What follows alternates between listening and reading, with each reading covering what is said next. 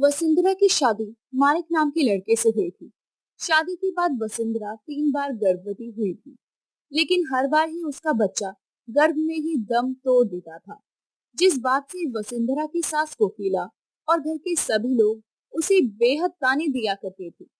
ऐसे ही एक दिन वसुंधरा की सास उसे कहती है, बहू, क्या कर रही है? इधर आ, मेरे पैर दबा, मेरे पैर दर्द कर रहे हैं। जी माँ जी, बस अभी आई। वसुंधरा काफी देर तक कोकिला के पैर दबाती रहती है। सास ससुर की सेवा करते हुए तो तुझे मौत आ जाती है। इतने साल हो गए, अभी तक माँ नहीं बन पाई। ना जाने कैसी पापन है तू कि तेरे बच्चे तेरे गर्भ में ही मर जाते हैं। अरे तेरे साथ बिहाई हुई सारी लड़कियां दो दो बच्चों की माँ हो गई हैं। माँ जी, अगर मैं माँ नहीं बन पाई तो इसमें मेरी क्या गलती है? मैं तो अपनी तरफ से पूरी कोशिश कर रही हूँ।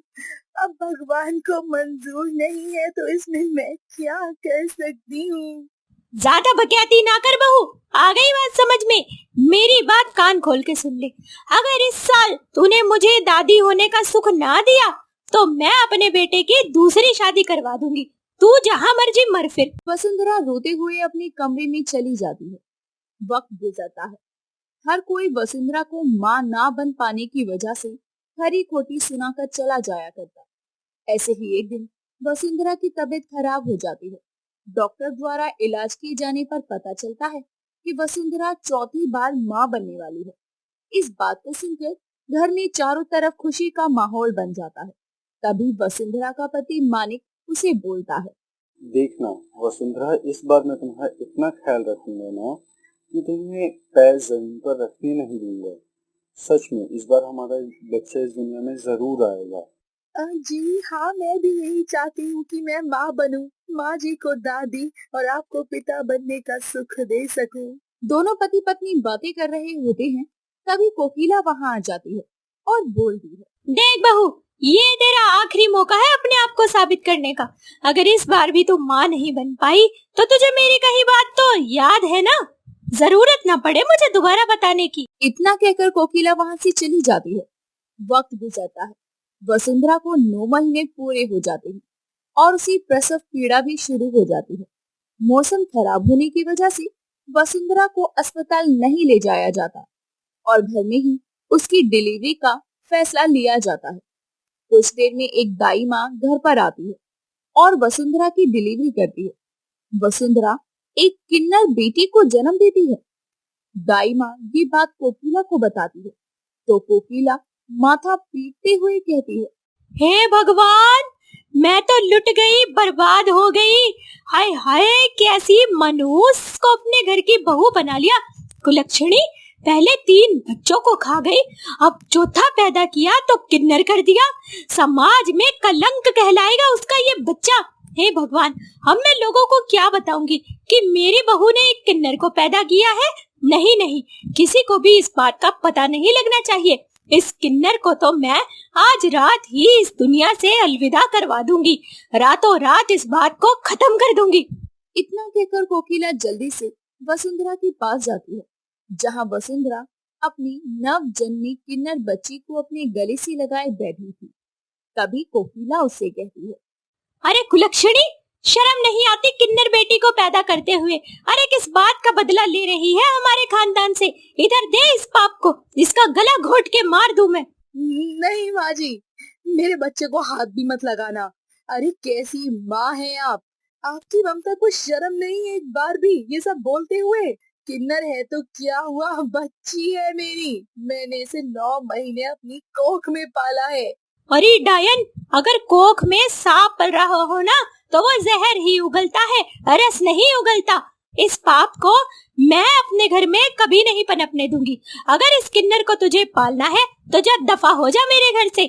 आज से तू मेरे लिए और मेरे बेटे के लिए मर चुकी है। कोकिला बेरहमी से वसुंधरा को घर से निकाल देती है। वसुंधरा जहाँ भी जाती, हर कोई उसे किन्नर बेटी की वजह से जलील करता। कई रातें सड़कों और फुटपाथ पर बिताने के बाद आखिरकार वसुंधरा को रहने के लिए एक छोटा सा कमरा मिल जाता है, जहां वसुंधरा अपनी बेटी को बड़ा करती है और आसपास के लोगों के घरों में काम करके अपनी बेटी का लालन पालन करती है। अपनी किन्नर बेटी का नाम वो मिष्टी रखती है और उसे पढ़ाना लिखाना भी शुरू करती है। आसपास के लोग मिष्टी को अजीब अजीब तरीकों से चिढ़ाया करते। कोई उसके आगे ताली बजाता तो कोई उसे पैसे देकर सीटी बजाता। ऐसे ही एक दिन मिष्टी इन सब से परेशान होकर घर आती है। तभी वसुंधरा उससे कहती है, मिष्टी तुम ऐसे उदास क्यों हो बेटा?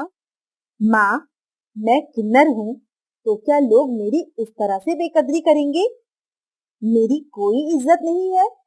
मुझे कोई देखकर ताली बजाता है, कोई सीटी मारकर पैसे दिखाता है। माँ, मुझसे बर्दाश्त नहीं होता। आप मेरी माँ है माँ, मुझे पाल पोस कर बड़ा किया है आपने। आपने तो मुझसे कभी कोई भेदभाव नहीं किया। हर कोई आप जैसा क्यों नहीं होता माँ? बेटा, अगर दुनिया में हर कोई माँ बन पाता तो किसी और रिश्ते का मोल ही क्या होता? और बेटा, मैं माँ हूँ, तू मेरा हिस्सा है।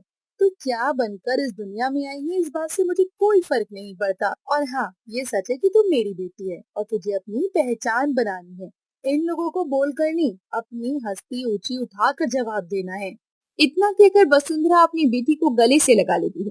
वसुंधरा दिन रात मेहनत करके मिष्टी को अच्छे से पढ़ाई करवाती है और उसका मेडिकल कॉलेज में एडमिशन करवाती है।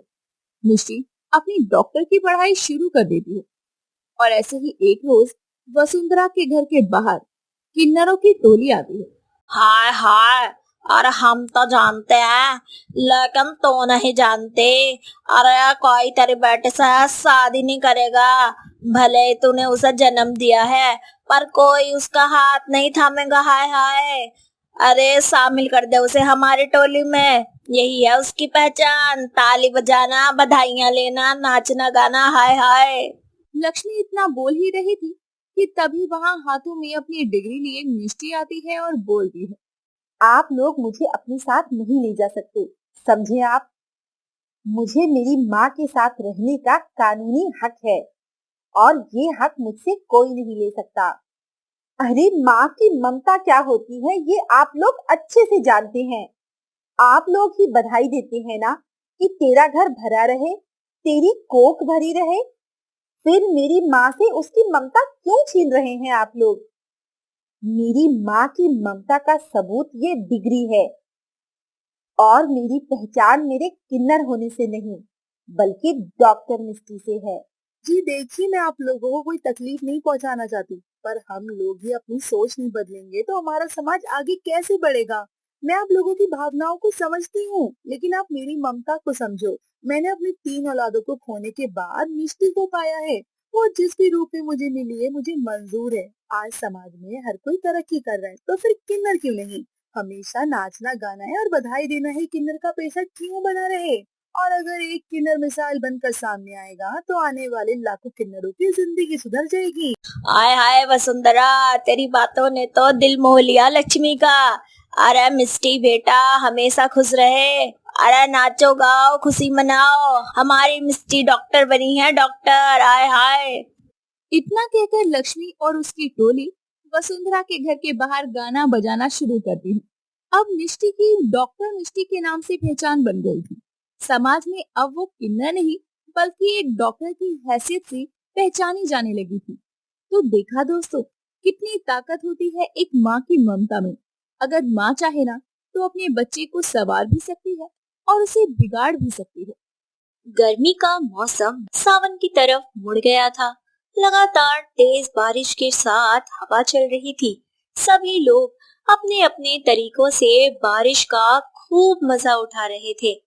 अमित भी अपने पक्के घर में खिड़की के पास अपने कमरे में बैठा अपनी पत्नी मोनिका से कहता है, मोनिका देखो क्या जोरों की बारिश है।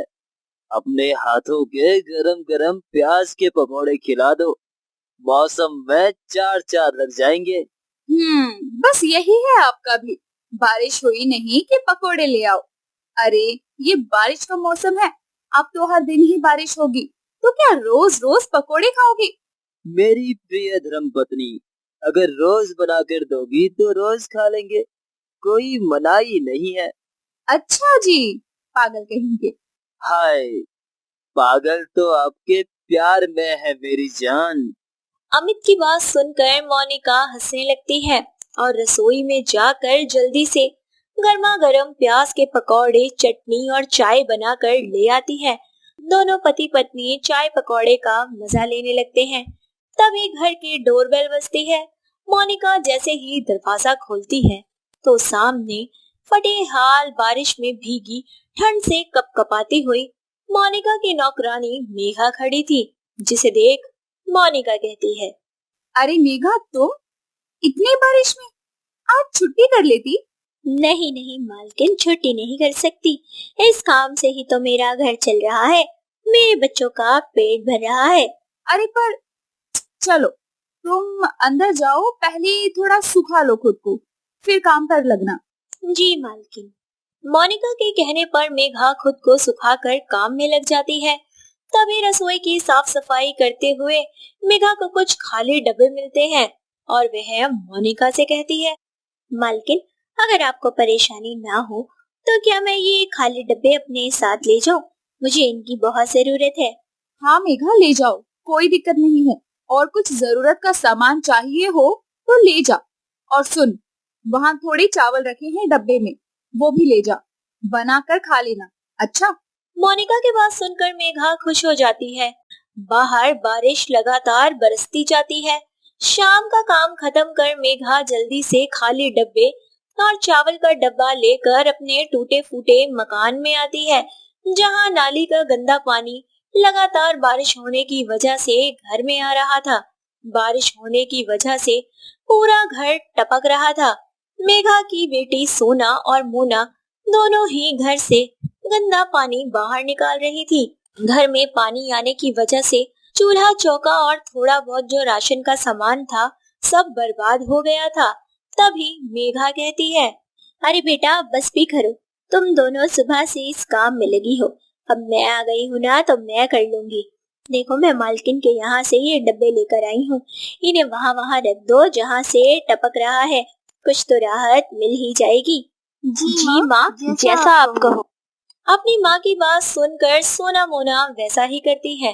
वहीं बारिश भी हल्की पड़ जाती है और घर में पानी आना बंद हो जाता है।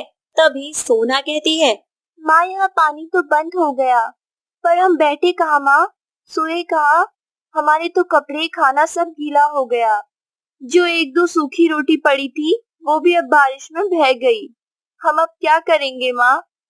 ये देखो माँ, कैसे नीले पड़ गए हैं हाथ इस पानी और बारिश से जदोजहद करते करते। मैं सब जानती हूँ मेरी बच्चियों कि तुम दोनों पर क्या बीत रही है। बेटा, ये बारिश हम जैसे गरीबों के लिए नहीं बनी है, इसका मजा तो बस अमीर लोग ही ले सकते हैं। हम गरीबों को तो बस ये बेसहारा करके उजाड़ सकती है। इस टूटे फूटे मकान पर अगर यूं ही बारिश पड़ती रही तो ये तो ढह ही जाएगा। माँ, तो हमारा क्या होगा? क्या हम ऐसे ही भूखे ठंड में कांपते हुए मर जाएंगे? नहीं बेटा, जब तक तेरी माँ जिंदा है कुछ नहीं होने देगी, तू चिंता मत कर। इतना कहकर मेघा मोनिका का दिया चावल का डब्बा खोलती है और कच्चे चावल अपनी बेटियों को देते हुए कहती है, बेटा माफ कर देना अपनी माँ को, जो आज तुम्हें ये सब करने के लिए मजबूर कर रही है। बेटा, हमारा चूल्हा चौका तो सब इस बारिश ने बहा दिया। ऐसी कोई जगह नहीं है जहाँ नया चूल्हा बना सको। बस इन कच्चे चावलों को खाकर तुम अपने पेट को थोड़ी तसल्ली दे लो। अपनी माँ की बात को समझते हुए और अपने हालातों को देखते हुए सोना मोना बिना किसी सवाल के कच्चे चावल खा लेती है, जिसके बाद वह जैसे तैसे अपने गीले बिछोने गीली जमीन पर बिछाकर सो जाती है। वक्त गुजरता जाता है पर बारिश कम होने का नाम नहीं लेती। लगातार दिन रात कभी तेज तो कभी धीमी बरसातें होती जाती है। मेघा के घर के हालात बद से बदतर होते जाते हैं। गीले कपड़ों में लगातार रहने की वजह से उसकी दोनों बेटियां बुखार की गिरफ्त में आ जाती हैं। दूसरी तरफ मोनिका और अमित बारिश का खूब मजा लेते हैं। कभी वह रील्स बनाते, कभी फोटो लेते, तो कभी कुछ न कुछ करते ही रहते। अमीर हो या गरीब, बारिश हर किसी पर अपना अपना रंग दिखा रही थी। ऐसे ही एक दिन मोनिका अमित से कहती है, जी कितने दिन हो गए मेघा काम पर नहीं आई। मुझे कुछ सही नहीं लग रहा। इतनी बरसात में भी कभी उसने छुट्टी नहीं की और अब वो आ नहीं रही। हाँ ये तो है, बारिश भी तो बंद नहीं हो रही है। कहीं वो किसी मुसीबत में तो नहीं है? पता नहीं उसके घर के हालात कैसे हैं। जी मुझे लगता है हमें एक बार मेघा का पता ले लेना चाहिए। कहीं ऐसा ना हो कि उसे हमारी जरूरत हो। इतनी बातचीत करके दोनों पति पत्नी फटाफट से बरसाती पहनकर जहाँ पर मेघा रहती थी, वह देखते हैं कि मेघा जिस कॉलोनी में रहती है वहाँ के सभी घरों में लगातार बारिश का गंदा पानी जा रहा है। लोग धमाधम अपने घरों से पानी निकाल रहे हैं। कई मकान तो बारिश की मार की वजह से मलबे का ढेर हो गए हैं। कुछ लोगों से पूछने के बाद अमित और मोनिका को मेघा का पता मिल जाता है और वह उसके घर पहुंचते हैं, पर वह देखते हैं कि बारिश की वजह से मेघा का मकान भी ढह चुका है।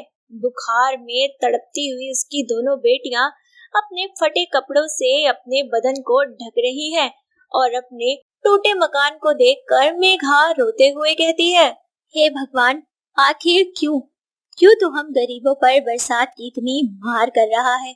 एक तरफ अमीर लोग हैं जो अपने पक्के मकानों में बैठे बारिशों का मजा ले रहे हैं, लेकिन दूसरी तरफ हम गरीब लोग हैं जिनका आशियाना तूने छीन लिया अपनी इस बरसात से।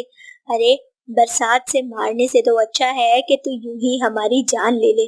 न बदन ढकने के लिए सूखा कपड़ा है, न सर ढकने के लिए मकान ही छोड़ा है। इस बारिश ने सब छीन लिया हमसे, बर्बाद कर दिया हम गरीबों को इस बारिश ने। मेघा की बात सुनकर मोनिका उसके पास जाती है और सहानुभूति दिखाते हुए बोलती है, मेघा दिल छोटा मत करो, मैं हूं ना। देखो मुझे और अमित को तुम्हारी बहुत चिंता हो रही थी, इसीलिए हम तुम्हें पूछते पूछते यहाँ तक चले आए और यहाँ आकर देखा तो ये सब हो गया। तुम्हारे घर में इतनी दिक्कत थी, तुमने हमें एक बार भी बताना जरूरी नहीं समझा। मैं क्या कहती मालकिन, इस बरसात से हर साल यही हाल होता है हमारा। अरे इतनी मेहनत से मैं अपना टूटा फूटा घर घरौंदा फिर से सही करती हूँ, लेकिन ये बारिश कुछ ही मिनटों में सब तबाह कर देती है। यही तो फर्क होता है अमीरों और गरीबों पर बरसात का। हमारा सब बर्बाद हो जाता है और वहीं बड़े लोग बस मजा लेते रह जाते हैं। अरे हर बार मदद के लिए आखिर कौन आता है। मेघा देखो, जो हुआ वो हो गया, लेकिन अब तुम यहाँ नहीं रहोगी। जब तक बरसातें बंद नहीं हो जाती तब तक तुम और तुम्हारी दोनों बेटियां मेरे साथ रहोगी। और हाँ, बरसातों के बंद होने के बाद मैं और अमित तुम्हारे लिए एक पक्के मकान का बंदोबस्त कर देंगे, ठीक है? इतना कहकर मोनिका मेघा और उसकी दोनों बेटियों को अपने साथ घर ले जाती है, जहाँ वह सबसे पहले मोनिका और उसकी बेटियों को खाना खिलाती है, साथ ही उन्हें अच्छे कपड़े देती है, जिसके बाद वह सोना और मोना का इलाज करवाती है। कुछ वक्त गुजरने के बाद बरसातों का मौसम ढल जाता है, जिसके बाद मोनिका और अमित मेघा के टूटे फूटे घर की कंस्ट्रक्शन का काम शुरू करवाते हैं और वहाँ 5 माले की बिल्डिंग का निर्माण करवाते हैं, जहाँ मेघा के साथ साथ कई और मेघा जैसे परिवारों को बारिश से बचने के लिए अपना आशियाना मिल जाता है। और मेघा मोनिका का धन्यवाद करते हुए कहती है, मालकिन आप बहुत अच्छी हैं, आपका बहुत बहुत शुक्रिया जो आपने मेरे साथ साथ मेरे जैसे कई परिवारों का रहने के लिए घर बना दिया। अब कोई भी बरसात की मार, भूख या बीमारी से नहीं मरेगा। आपका बहुत बहुत शुक्रिया मालकिन। भगवान आप पर भी हमेशा बारिश करे, लेकिन बस खुशियों की। मेघा की बात सुनकर मोनिका उसे गले लगा लेती है और अब किसी भी बारिश में मेघा और उसकी बेटियों को किसी भी तकलीफ का सामना नहीं करना पड़ता। तो दोस्तों, हम भी आपसे बस यही कहना चाहते हैं कि यदि आप बरसात में या किसी अन्य मुश्किल में पड़े किसी की मदद कर देंगे तो इससे आपका कुछ नहीं जाएगा, बल्कि किसी का जीवन संवर जाएगा। और मदद करने से कभी अपने कदम पीछे ना रखें। और साथ ही हमें कमेंट करके बताएं कि आप अपनी गॉसिप के लिए आगे कौन सी कहानियां देखना पसंद करेंगे। कविता नाम की एक गरीब औरत कोकीपुर नाम के एक गांव में अपने 3 बेटों, बड़ा बेटा रमेश, मंझला बेटा उमेश और छोटे बेटे महेश के साथ में रहा करती थी। कविता के पति का देहांत बहुत वक्त पहले ही हो गया था। तब से कविता ने अपने तीनों बेटों को अकेले ही पाला था। कविता के बेटे रमेश और उमेश बहुत ही लालची किस्म के थे। अक्सर ही वो गांव के भोले भाले लोगों को अपनी बातों में फंसाकर उनसे पैसे व अन्य चीजें हड़प लिया करते थे। ऐसे ही एक दिन दोनों भाई हाथ में कुछ पैसे लिए एक पेड़ के नीचे बैठकर हंस रहे होते हैं। तभी उमेश कहता है, भाई आज तो मजा आ गया, आम के आम और गुठलियों के दाम भी मिल गए हमें तो। हाँ सही कह रहे हो तुम। क्या अच्छा पागल बनाया हमने उस शहर वाले को। बस ऐसे ही हम लोगों को अपनी बातों में फंसाकर, लोगों को पागल बनाकर उनसे पैसे लेते रहेंगे और फिर हम दोनों अमीर बन जाएंगे, बहुत अमीर। हमारी माँ से आज तक हमारी जरूरत पूरी नहीं हुई। दोनों भाइयों की बातें महेश सुन लेता है और उनके पास जाकर कहता है, उमेश भैया, रमेश भैया, आप दोनों कब तक ऐसे अपने लालच के लिए लोगों का फायदा उठाते रहेंगे? ये गलत है भैया, ये सब मत किया करो। माँ हम तीनों की जरूरतों को पूरा करने के लिए कितनी मेहनत करती है। चुप कर, आया बड़ा माँ का चमचा। अरे हम दो बड़े हैं तुझसे और तू हमें ज्ञान दे रहा है। बेटा जितने सिर पे बाल नहीं है उससे ज्यादा हमारे अंदर अपने लालच को पूरा करने की तरकीब है। और हाँ, किसी को भी कुछ कहा तो हम दोनों से बुरा कोई नहीं होगा। अपने दोनों भाइयों की बातें सुनकर चुप हो जाता है। कुछ वक्त बाद तीनों भाई अपने घर जाते हैं, जहाँ कविता चूल्हे के धुएं में अपनी आंखों को झोंकते हुए खाना बना रही थी। तभी वो अपने तीनों बेटों को देखकर कहती है, अरे आ गए तुम तीनों, मैं कब से तुम्हारी राह तक रही थी। खाना तैयार है, गरम गरम खा लो तुम तीनों। अपनी माँ की बात को सुनकर तीनों भाई खाना खाने के लिए बैठ जाते हैं। उमेश और रमेश फटाफट से खाना खाकर आराम करने के लिए चले जाते हैं, पर महेश आराम से बैठा हुआ अपनी माँ को देखता रहता है। तभी कविता कहती है, क्या हो गया बेटा, इतना धीरे क्यों खा रहा है? खाना अच्छा नहीं लगा क्या? नहीं माँ, कैसी बात करती हो? माँ के हाथ का खाना भी कभी बुरा हो सकता है क्या? आप जो भी बनाती हैं मुझे बहुत पसंद आता है। और दोनों भैया ने तो खाना खा ही लिया है, तो फिर आप भी मेरे साथ बैठकर खाना खा लो। अरे बेटा तू चिंता मत कर, मैं खा लूंगी खाना। तुझे और खाना चाहिए तो बता, मैं दूं? कब खा लोगी माँ? मैं जानता हूँ कि आप ना जाने कितनी रातें ऐसी ही भूखी सो जाती हो। हम तीनों का पेट भरने के बाद आपके खाने के लिए खाना बचता ही नहीं है। चलो जो भी खाना बचा है उसे थाली में रखो, आज मैं आपको अपने हाथों से खाना खिलाऊंगा। महेश अपनी माँ को अपने हाथों से खाना खिलाता है, जिसके बाद वो कविता को आराम के लिए भेज देता है और खुद से कहता है, मुझे माफ कर देना माँ, मैं चाहकर भी अपने बड़े भाइयों के लालच के बारे में आपको नहीं बता सकता।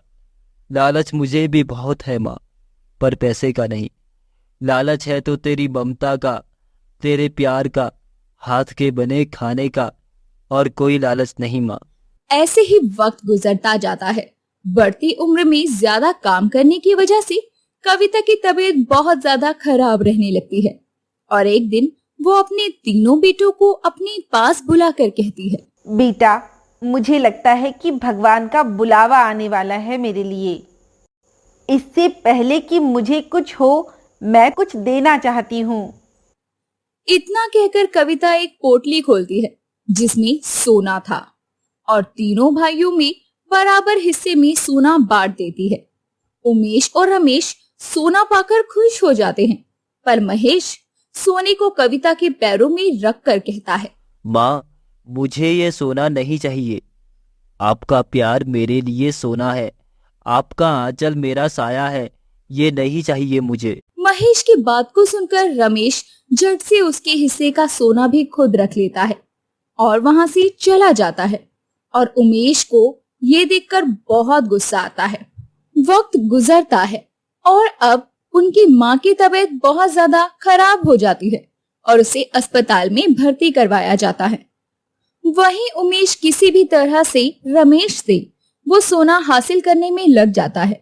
एक रात जब रमेश सो रहा था, तभी उमेश तकिया लेकर उसका मुंह दबाने की कोशिश करता है, पर रमेश उसे धक्का देकर पीछे कर देता है और उमेश गुस्से से कहता है, क्यों बड़े भाई, तूने क्या सोचा था? सारा सोना तू अपने पास रख लेगा? कभी नहीं। अरे ये सारा सोना मेरा है। आज तुझे मैं मार कर सारा सोना खुद के पास रख लूंगा। तेरा बड़प्पन आज खत्म कर दूंगा मैं। ना रहेगा रमेश, ना रहेगा उसके हक का सोना।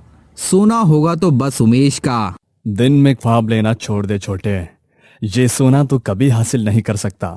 सोना होगा तो बस रमेश का।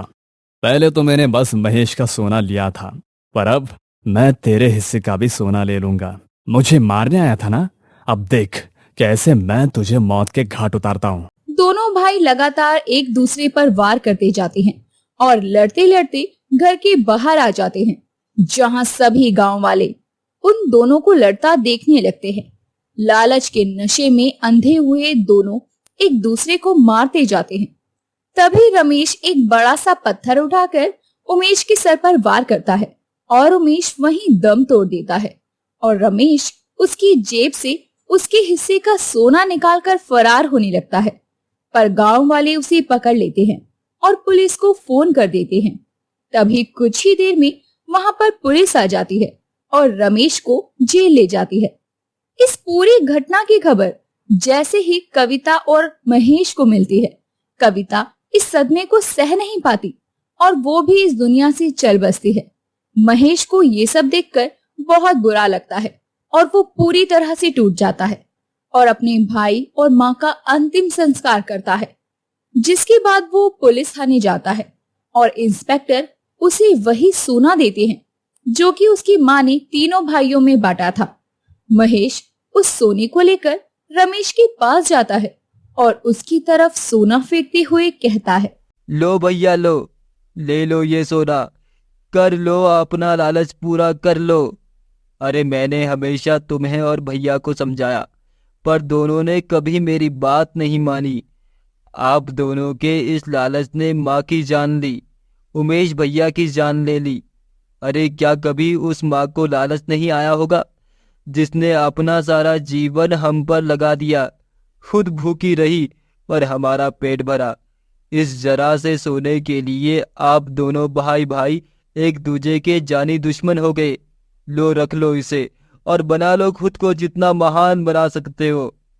अब आपके लिए मैं भी मर गया हूँ भैया, सारी उम्र अब आप अपने सोने के साथ जेल में सड़ते रहो। इतना कहकर महेश रोता हुआ वहां से चला जाता है और गांव छोड़कर हमेशा के लिए शहर आ जाता है और अपना काम करने लगता है।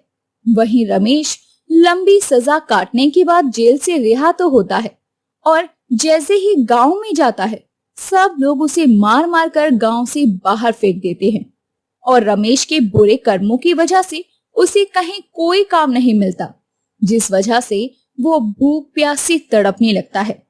साथ ही उसे अपने किए का पछतावा भी होता है और एक दिन वो खुद को एक पेड़ से लटकाकर फांसी लगा लेता है। तो देखा दोस्तों, कैसे लालच ने एक अच्छे खासे परिवार को मौत की नींद सुला दिया। इसीलिए कहते हैं, जो मिलता है उसमें सब्र करना चाहिए। ऐसी ही और अच्छी अच्छी कहानियों को सुनने और देखने के लिए सब्सक्राइब करें हमारे चैनल गॉसिप कहानी को।